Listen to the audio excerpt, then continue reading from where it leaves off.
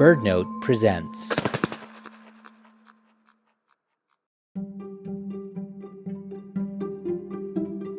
Hey, I'm Ari Daniel, and this is Threatened, a new show from BirdNote about answering the call to protect the birds and places we love. In this episode, we travel to Idaho, where native grasslands were once a rich mosaic of plant life that supported a diverse cohort of birds. But as European settlers moved west, they converted those rich grasslands into farms. Today, very little native grassland habitat remains in the Intermountain West. So we're about to tag along on a quest to search for long-billed curlews, find a patch of restored habitat containing a bounty of grassland birds, and speak with the people working to protect and expand what's left of this unique habitat. This episode comes to us from producer Monica Goki in west central Idaho. She'll take it from here. Okay, it's a semi-windy day outside Indian Valley, Idaho, and looks like we're by an alfalfa field. When the wind blows all this grass and alfalfa waves, it sort of looks like waves on the ocean. I'm here to meet research biologist Heather Hayes from the Intermountain Bird Observatory at Boise State University. It's mid-June, and today is the hatch date for a long-billed curlew nest she's been monitoring. Today is her hatch date, so we're hoping that it's on target. The long-billed curlew is an iconic grassland bird species in the Intermountain West. It's a large bird, about the size of a chicken or a small duck, with a long, slender bill that curves down from its face. Female curlews sit the nest during the day, while the males take the night shift. It's the female Heather's looking for. What are you hoping to see? I'm hoping to see some chicks. There were 4 eggs the last time I checked, and hopefully the parents have been able to keep the predators away. They will be there with healthy chickies. So yeah, let's go out there and check it out. 4 fully feathered little chicks. What we're going to do is, as we approach, when we get probably to about 20 meters or so, we're just going to slow down. We wade out into a field of thigh-high alfalfa, gauging our proximity to the nest against Heather's GPS. Heather does not want to flush the female curlew off the nest if possible. Hatch day is stressful for curlews, and both parents are typically on high guard for intruders. We walk for several minutes. I think we must be getting close. Heather motions for me to stop. Right now we're right up on the nest, but we don't see it. Nor do we see a curlew. So we're just very slowly looking around us. Heather finds the nest and we crouch down over it. There are 4 green eggs, speckled brown. They're camouflaged beautifully against the brown earth and green alfalfa. The eggs are large. They're bigger than chicken eggs. Heather picks one up and looks it over. She shows me several small cracks in one part of the egg. So the eggs are starring, which is when the chicks start breaking out of the egg. But what's concerning me is there's no curlews around. Heather gently lays a hand over the eggs. They feel pretty warm. So this is a good outcome. It's tough to say. I'm a little concerned that perhaps they abandoned. After quickly checking all 4 eggs, we leave the nest site, taking a different route than we used coming in.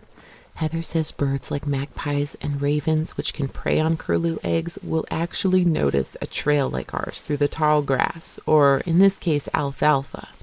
So researchers always take circuitous routes to and from the nest sites, different on every visit. Thanks. Yeah. Back at the car, Heather tells me that what we saw was perplexing. With the chicks hatching out, or apparently hatching out at this point, I would expect that one of them would be here defending. So that's why I'm a little bit on the fence of what might be going on. The eggs were warm. That's hard for Heather to ignore. But she keeps coming back to the fact that we didn't see any adult curlews. This is what Heather was expecting to hear at the nest.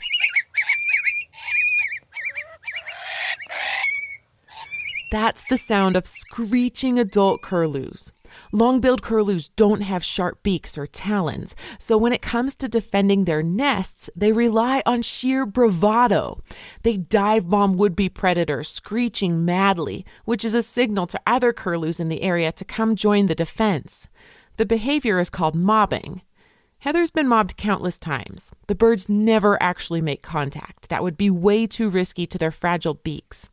The intended effect is intimidation, and Heather says it works. Being mobbed is intense. But today, no mobbing. No female sitting the nest, and Heather doesn't know what to make of it yet. So we do what field biologists have done for ages. We sit and we wait and we watch.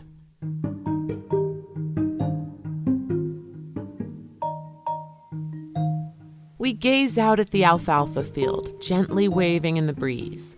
This field is not a curlew's natural habitat, obviously, but it works. In the history of their known habitats that they prefer, it's that grassland area where, it's low in the beginning, so they have a nice view of any predators coming upon them. And then as the grass starts to grow, it provides concealment opportunities for the chicks. I see how alfalfa replicates that. It's short in the beginning of the growing season, like a native grassland would be. View of predators, check. And then it grows taller as the birds need concealment from predators. Also check. Before meeting Heather, I'd been surprised to learn that southwest Idaho was once some of the densest curlew breeding habitat in the entire United States. It used to have the biggest population of long-billed curlews, and now in this short, about 40-year span, they're in about a 95% decline. That's when alarm bells really started going off. A 95% decline over 4 decades is steep, very concerning. It's something the Bird Observatory has been trying to puzzle out for more than a decade now. And every year, scientists like Heather undergo the Herculean task of monitoring these birds in the field. They find curlew nests. They trap and attach transmitters to birds, and then they monitor those birds on their migration. And on days like today, scientists are cataloging nest success. Do the eggs hatch? Do 4 more itty-bitty curlews arrive and take on the world?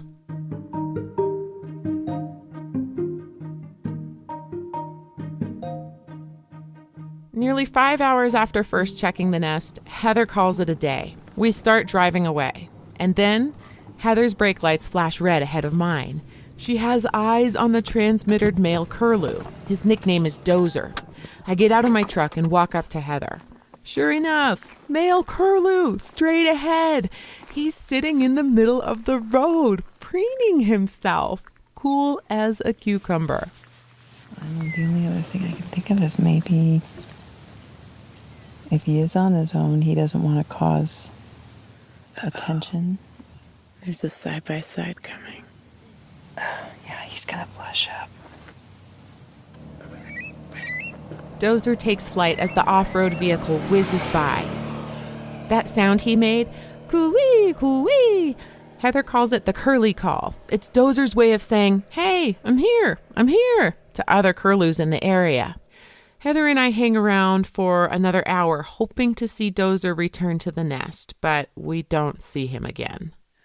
I think my heart is saying that the nest has failed. I truly believe in almost all my cases that at this stage in the game, those chicks are obviously starting the process of hatching. I should have a lot of angry birds right now mobbing us, and we don't have that.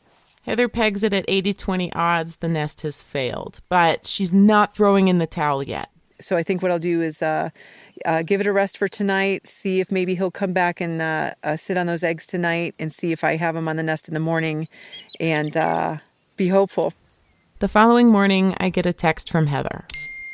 The eggs are cold and unhatched. It's officially a nest failure.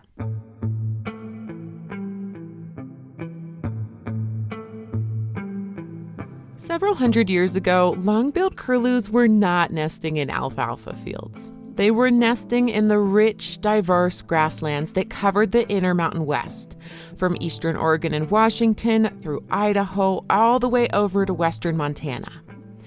Today, the remnants of these vast grasslands have different names.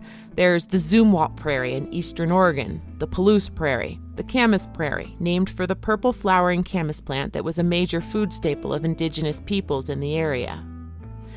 Let's rewind to pre-settlement. I'm driving into north central Idaho, and the scenery is mostly yellow. Truly, there is actually not a speck of green visible on some parts of this drive. What I'm seeing is wheat, thousands upon thousands of acres of it, ready for harvest. Dr. Angela Sondina is a biologist for the Nez Perce Tribe, or the Nimipu people. There had just been a coronavirus outbreak in the area, so we meet outdoors at a park off the highway. Angela tells me what tribal lands used to look like. So before settlement, the Nimipu lands, and especially the grasslands, were a very diverse garden. Most people, when you tell them, oh, it was a grassland, they have a vision of like a pasture or a hay field, and that's not what these were like. These were very, very diverse, forb-rich communities with grasses as the base of the community, but abundant forbs. Forbs are leafy, flowering plants, not grasses. They're things like Mariposa lily, arrowleaf balsam root, lupin, and goldenrod. And our grasslands, too, are not flat. They're not like the Great Plains in the central part of the United States. These are rolling hills. And so you'd get a lot of subtle microclimates that would occur, and so you'd get a different complement of species in different areas. We also had low-lying areas that were wetlands and wet meadows that had a totally different complement of forbs and grasses and rushes in them. So it was a very diverse landscape. And what changed? What changed, unfortunately, is when this area became discovered by European settlers, they quickly realized that the soils here were very rich and very good for farming. And so a lot of the prairies, a lot of the large open ponderosa pine grassland communities were all converted to annual agriculture. And so most of the prairies were destroyed and turned into what is now one of the biggest wheat growing regions of the country. As a result of this grassland to farmland conversion, very, very little native grasslands remain. Angela's team, for example, has surveyed prairie remnants on Nimipu tribal lands, and less than 0.5% of lands surveyed are intact prairie. But in those remnants, a wealth of knowledge about the native plant communities that once defined this area. We came up with a list of about 30 species that we considered just core. If you have this is sort of the basis of your prairie. And there were 3 grasses: blue bunch wheatgrass, Idaho fescue, and prairie June grass. We had 2 shrubs, rose, native rose, and snowberry, and then a whole suite of forbs. Things like goldenrod and some of the Mariposa lilies came up on that list. And so we're starting to get a good feel for what the basic, consistent species are for our prairies. And it was interesting, too, that some of the species that we have considered rare plants really were very common in the remnants. And so that tells me that they're rare because of habitat loss. They're rare because humans have destroyed most of their habitat. It was a little surprising to us, but that's what happens when you start looking at these things on a larger scale. I'm still in north central Idaho, about an hour north of where I met Angela, when I finally find some prairie. We're on the historic turf of the Palouse Prairie. Cass Dumrose, a local landowner, is showing me around. So we're standing on a 50-acre island of habitat that's not dryland wheat, garbanzo beans, or peas. Some of Cass's land is intact Palouse Prairie, never been plowed, but most of his land has been retired from the kind of agricultural production that surrounds this property. For nearly 30 years, he and his wife have been trying to revert these retired ag lands to native prairie, mostly by seeding native plants. We walk up to the butte behind Cass's house. We're wading through what was once a pasture. It's mostly agricultural grasses. Until we get to the fringes. If we look down, we'll see that the Palouse Prairie is trying to stage a comeback. All right, here's lupin coming in. Lupin in front of us, and as we walk down here, we'll see several species that are slowly making their way back into this grassland. What we're seeing is the fruition of Cass's restoration work. Seeding native plants where they belong and then hoping they take root and spread on their own. We see native plants that should be here. There's balsam root, Willow herb, hairy albert, lomatium, dogbane, wild onion. sticky geranium. Truly, it's there. Flickers of native Palouse prairie. The increep of these native plants into an old grass-dominant pasture is a slow process. So slow. On the one hand, you have Cass, who's seeding these plants, trying to nudge them along. But on the other, you have totally new challenges, chiefly the weeds. Weeds are just the most depressing part of it, because not only do we have a lot of them now, it seems like every year we have one or two new ones. The weeds here fall into two categories. There are the invasive or exotic weeds, things like cheatgrass, ventonata, and skeleton weed. And then there are the agricultural grasses. Neither is native to the Palouse, but Cass says the weeds aren't going away anytime soon. Getting all the way back to a pure Palouse prairie with no invasive species in it, probably not realistic. So, given this new suite of players in the system, again, how do we alter the trajectory to get us to a state that is more Palouse prairie-like? Because what we're really trying to do is get that function of Palouse prairie back. When you have this kind of a situation, land whose plant community is part native prairie, part exotic weeds, and part agricultural grasses, you have what biologists call a novel ecosystem. It's something new, novel. And for birds, novel ecosystems can totally work, but they don't work for all birds equally. Ornithologist Carl Lundblad, who's out here with me and Cass, explains. He brings up the grasshopper sparrow, a wee little grassland bird that sounds uncannily like a grasshopper. It's a bird that needs intact prairie. Grasshopper sparrows in the West really seem to cue in on lush grasslands that also include a little bit more of that structure, where they have those advertisement sites, those perches that they can get up on. To draw contrast with the savanna sparrows, I don't know what mechanism makes like a hayfield tolerable to savanna sparrows, but they don't seem to mind just a monoculture of grass. And it doesn't have to be native. It can be alfalfa, it can be a hayfield. They're not picky like the grasshopper sparrows and some of these other species are. Savanna sparrows, total generalists, thriving in the novel ecosystem. But not the grasshopper sparrows and some of these more specialist grassland birds, like vesper sparrows and clay-colored sparrows. They prefer the original habitat, or what little remains of it. There are issues of scale here, too. When you look at across the landscape and realize that these tiny fragments are all we have left, there's a whole nother suite of species that these fragments aren't enough to support, that were probably a big part of the Palouse historically. So things like sharp-tailed grouse, loggerhead shrikes, ferruginous hawk's a great example.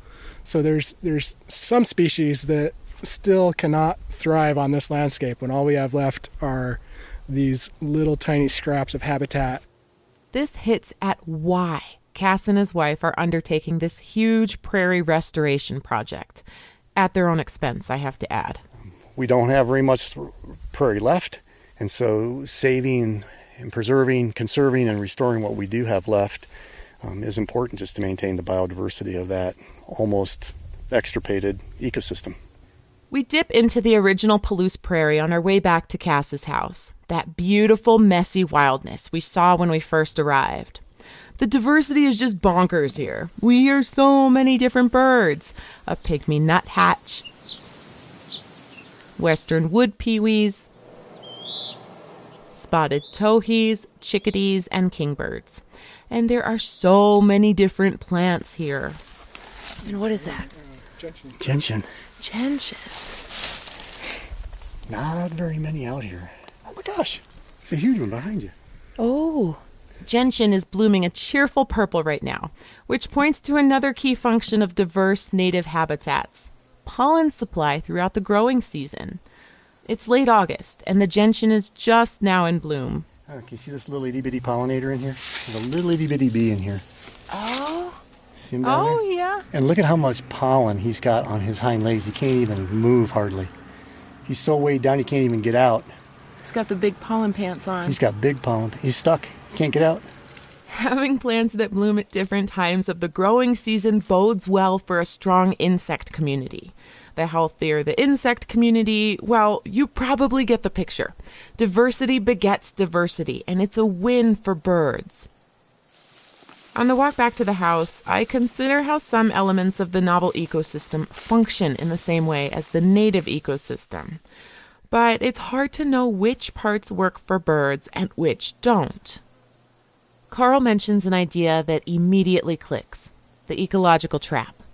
The concept of an ecological trap is when the proximate cues that an animal uses to select habitat are no longer predictive of their fitness, their survival, and their reproductive prospects in the way that they used to be. And ecological traps are driven by anthropogenic changes. Basically, it's what happens when a bird is doing everything right. It's relying on behaviors developed over generations of evolution. But those processes fall apart when we, humans, dramatically alter the landscape. I tell Carl about visiting the curlew nest with Heather in an alfalfa field. Totally not a curlew's natural habitat.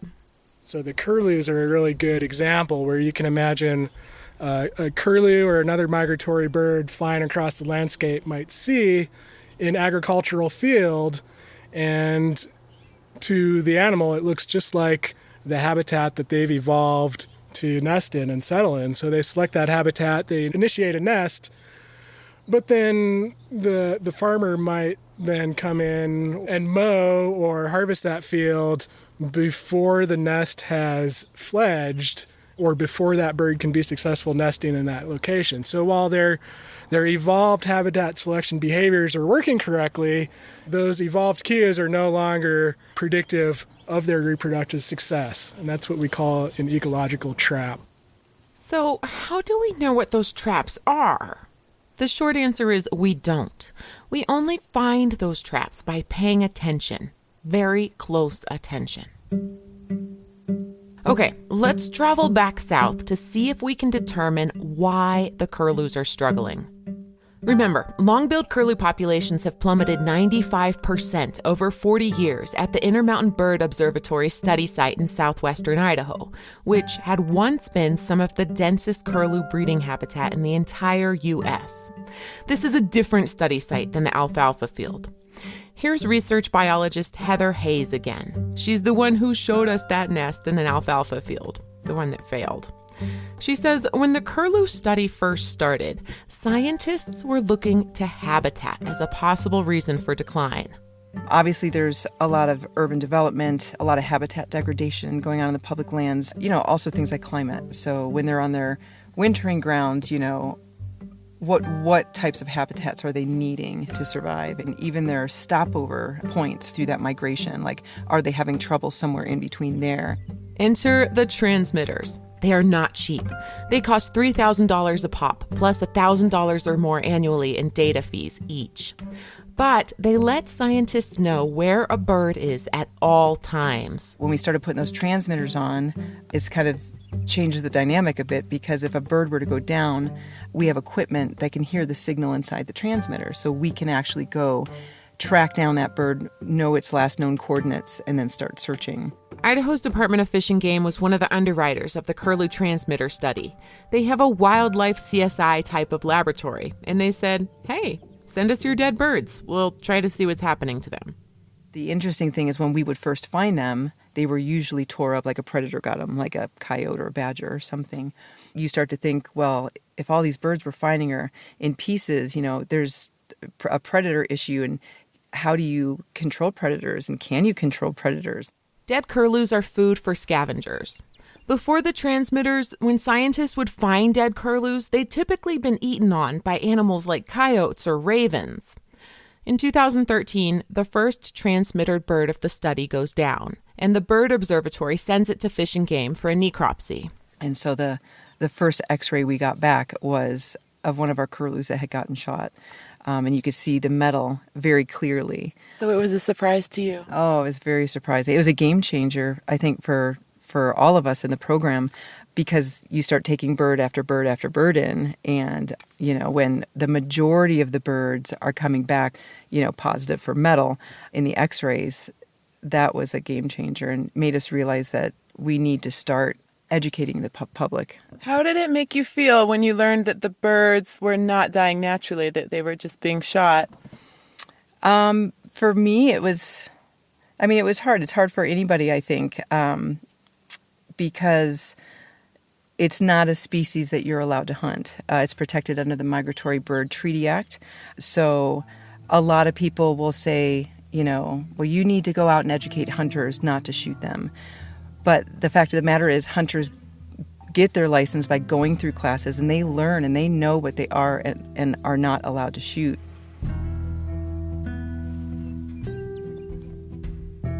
People aren't hunting curlews, like for food. They're just shooting them. Heather says it's like so many things, it's likely just a handful of people making poor decisions. It adds up, though. Scientists anecdotally knew birds were being poached at their study site because they'd sometimes find shot curlew carcasses. But it wasn't until the transmitters arrived that they realized the scale of the problem. Over a 5-year span of the study, a third of transmitted curlews were shot, 33%. It was a significant source of mortality. A population can't hemorrhage adults and thrive. Curlews are long-lived, and that helps hedge against what's already a naturally low nesting success rate for the species. Say a curlew lives 15 years. If it's poached in its reproductive prime, maybe as a 6-year-old, for example, that's nearly 10 years of future progeny the population misses out on. So that 95% decline over 40 years? Yeah, totally possible. After hearing Heather's stories about the shooting, I kind of wanted to see her study site for myself. It's about a half-hour south of Boise, Idaho. Wide open space. It's 102 degrees out, and I'm several miles down a gravel road. Oh, I can see it now. There we go. When Heather told me how to get here, she gave me directions to the tune of drive down Pleasant Valley Road and then follow the trigger trash. And I kind of thought those were crummy directions, but now that I'm here, it totally makes sense. Let's take a look. Oh, wow. All right, so you look on the ground, and it is just, here, I'm picking up a couple, shotgun shells everywhere. When I first pulled up, I thought I'd try to count them to give an idea of the scale, but there are actually way too many to count. Heather told me her whole job changed after the poaching revelation. She still works the summer season as a field biologist, but the rest of the year she's on the road doing curlew education. She talks to classrooms, hunter ed classes, pretty much any place that will have her. Those years of public outreach finally seem to be working. 2019 was the first year no transmitted curlews were shot. And results are newly in. The same goes for 2020. The obvious caveat here is that this doesn't tell us anything about whether non-transmitted birds are being shot, which are far more numerous on the landscape than transmitted birds, but it's a glimmer of hope.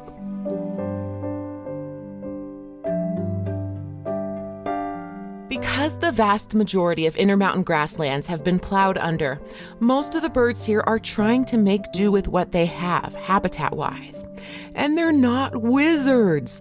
Evolution never prepared curlews to foresee things like when the alfalfa would be harvested, or whether this great-looking nesting spot is in the same area as an avid recreational shooting community.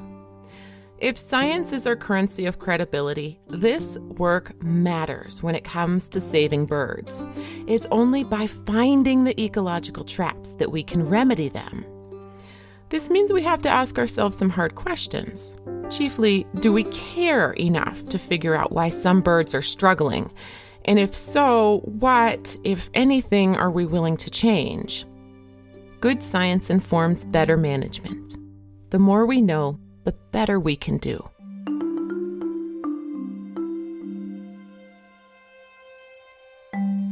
Thanks for joining us for this episode of Threatened.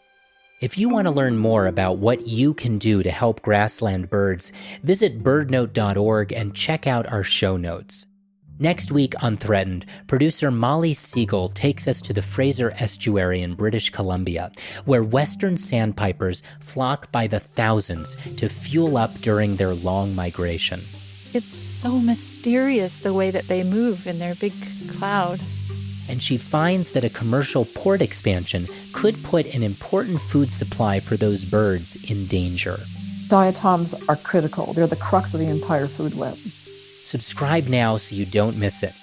Also, give us a rating and review in Apple Podcasts, since it helps other listeners find the show. And stay in touch with us on social media by following BirdNote on Facebook, Instagram, and Twitter. BirdNote is an independent, nonprofit public media organization. If you like what you hear, help support our programming. Visit our website, birdnote.org, and click the donate button. This episode was produced by Monica Goki and me, Ari Daniel, with support from the BirdNote team. Thanks again for listening, and see you next week.